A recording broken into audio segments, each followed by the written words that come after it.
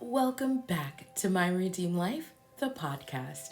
This is the place where I invite you to come on a journey with me as we do an exploration on what a redeemed life with Christ can look like.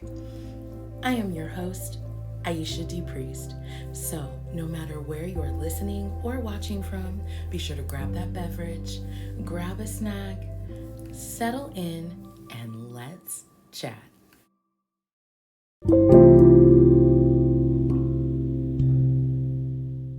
As some of you may know, I attend a church here in Avondale. Actually, now it's located in Goodyear, Arizona, called River City Church. So, shout out to my River City family. And if you're ever curious about my church, you can always check us out online. We stream our Sunday services both on Facebook and YouTube, and you can find it at River City Church AZ. You can also do a quick Google search and find us online as well. But I think it's vital for any Christian or anyone seeking to know the Lord better to find their home church. And finding your home church, it looks different for everyone. I myself had a very wonderful and easy story finding my home church. However, I have friends that have been searching for months or even years sometimes. So if you're out there and you're still looking for your home church, or you're just embarking on your journey of living in relationship with the Lord, I just want you to be encouraged. Don't be discouraged. It will happen. And I've had people ask me, Aisha, how do you know that you found your home church? And I always say, at least for me, I knew. I knew that I knew that I knew that I was home. And no one can really define that for you. Only you can define that for yourself. But I just want to encourage that it will happen. So honestly, I could talk about my church and how it's impacted my life forever. But today, I wanted to share a small portion of our story as a church with you because I heard there was a missing portion of our story, not a huge part, but it was a very impactful part of our story. And when all the puzzle pieces finally came together, I had a huge aha moment. And when I say my aha moments, I'm starting to think that that's a phrase that's going to be very common on this podcast because I've said it several times over the last few weeks and episodes, but are when I find a missing puzzle piece that just shows me or gives me a real glimpse of God's true character. And I love it when I recognize that I'm seeing God's true character because I believe that in any relationship, trust is so important. And you need to know the character and the heart of anybody that you're in a relationship with, and that includes God. So I feel like in those moments, when I have those aha moments and I see glimpses of his character, that those are the moments where I grow deeper in relationship with him. And in order to get the full grasp of the story, I need to give you some history about my church.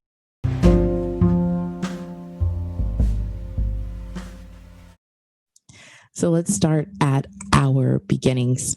River City Church was planted or began in October of 2014. As the church started off, we would hold Sunday services in Avondale Sports Complex. So if you're not familiar with the Avondale area, there was this large building where a lot of team or club teams would come and have their games from basketball, football, soccer, volleyball, you name it. It was all housed under that roof. And we would rent a room and we would set up church and break down church every Sunday. Shout out to all the church plants out there. You guys are amazing. But that was our beginning. So in December of 2015, we got our first church facilities, and we were located in a strip mall, and we occupied about 5 suites in the strip mall. Before we occupied that space, 4 of the 5 suites were a medical clinic. And upon looking at the property, it just appeared as though this medical office was straight up and down abandoned. I mean, it was a fully set up clinic. There were still script pads in the drawers. I mean, all of the medical supplies were there, all of the equipment was there. I mean, we were kind of shocked because it just literally looked like the doctor just stopped coming in one day and just abandoned the property. And then the other suite that we ended up occupying was previously like a gambling hall, a keno hall.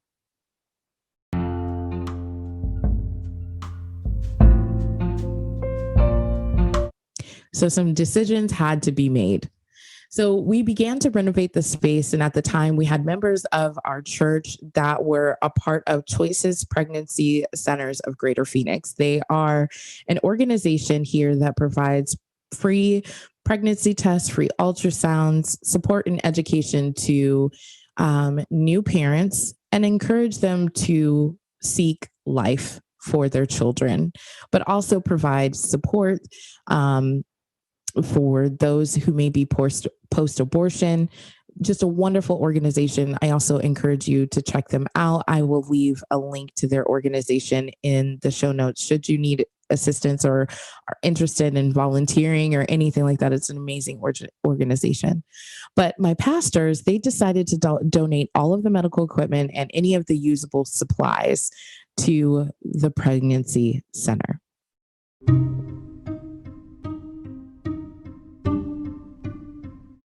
All right. So this is the part where we get into the mystery being solved. Remember, I told you that it looked like the medical clinic was straight up abandoned. So fast forward to now, we moved into the new building, our new building now. So we just recently had our grand opening service at our brand new facility that's actually right down the street from the strip mall.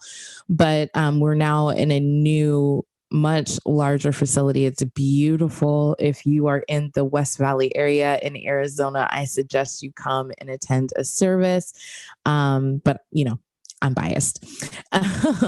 But we just moved into our new building and we are looking, for tenants for the old building. And this past week there was a showing, and the same realtor that my pastors had signed paperwork with when we initially moved into the building was the same realtor that was showing the property again. And she had asked my pastors, she was like, did you ever find out what happened to the previous tenant? And they were like, no, we never actually found out. And so here's where the aha moment happened. The realtor advised that the previous tenant was performing illegal abortions and was on the brink of being found out that that's what he was conducting there. And he abandoned the clinic in hopes to not be discovered.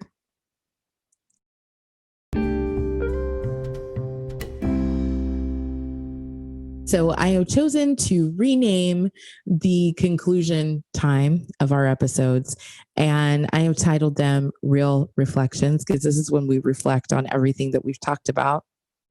As some of you may know, we do have a Real Reflections hashtag going on Instagram. And I would just like to see from you guys your real reflections. What are those aha moments that you're having in your life, or an answered prayer or breakthrough on a struggle that you're having, and you're having a real reflection on God's goodness in your life? I really want to see it. I'm following the hashtag, so use hashtag Real Reflections.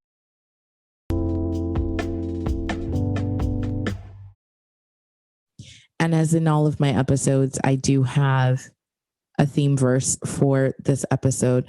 And when I heard the story and the missing piece, I was like, bam, aha moment. So that's what we're about to talk about right now.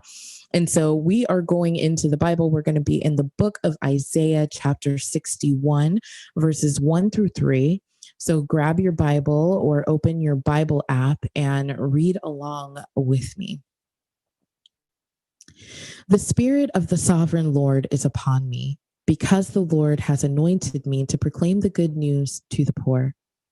He has sent me to bind up the brokenhearted, to proclaim freedom for the captives and release from darkness for the prisoners, to proclaim the year of the Lord's favor and the day of vengeance of our God, to comfort all who mourn and provide for those who grieve in Zion, to bestow upon them a crown of beauty instead of ashes. Remember that part, a crown of beauty instead of ashes, the oil of joy instead of mourning, and a garment of praise instead of a spirit of despair. They will be called oaks of righteousness, a planting of the Lord for the display of his splendor. So let me just talk to you a little bit about why this verse came into my mind. So we occupied that building for 5 years without ever knowing why this doctor picked up and left. And so hearing that what was being done in the facilities on the equipment that we chose to donate to another organization that serves life instead of extinguishing it, quite literally in my mind, is a crown of beauty instead of ashes. When God enters the scene in our lives, he renews. He says, "Behold, I am doing a new thing." The Bible talks about how every day brings daily renewal, and there is death to indiscretions and sin and shame and condemnation and all of that. I also reflected upon a time that the verse really quick. It says, "The oil of joy instead of mourning, a garment of praise instead of a spirit of despair," and that touched my heart because I remember a time in my life. I was 21. I just found out I was pregnant with my daughter. I was not married. I was going to be a single mother, and I had to confirm my pregnancy test, that like the at home pregnancy test with like a lab or medically given pregnancy test. And so I went to a facility that is very much like Choices. I don't remember the name of the facility that I went to many moons ago. But I walked in just lost, confused, scared out of my mind. And I have never felt more ill prepared than I ever did in that moment. And I remember they gave me a pregnancy test. They asked me if I wanted to do an ultrasound. I did an ultrasound. And that's when I felt the oil of joy instead of mourning. I thought my life was over in the sense of how I knew it, which was true. But I had all of this uncertainty because I could not fathom what the future looked like. And I am now responsible for this little life. And they asked me if I wanted to hear my options, and I said yes. And they told me all of my options, and they asked me what my concerns were, and I told them I'm young, I'm still selfish, I don't have a career, like I'm not financially set to have a child, I don't know what I'm doing.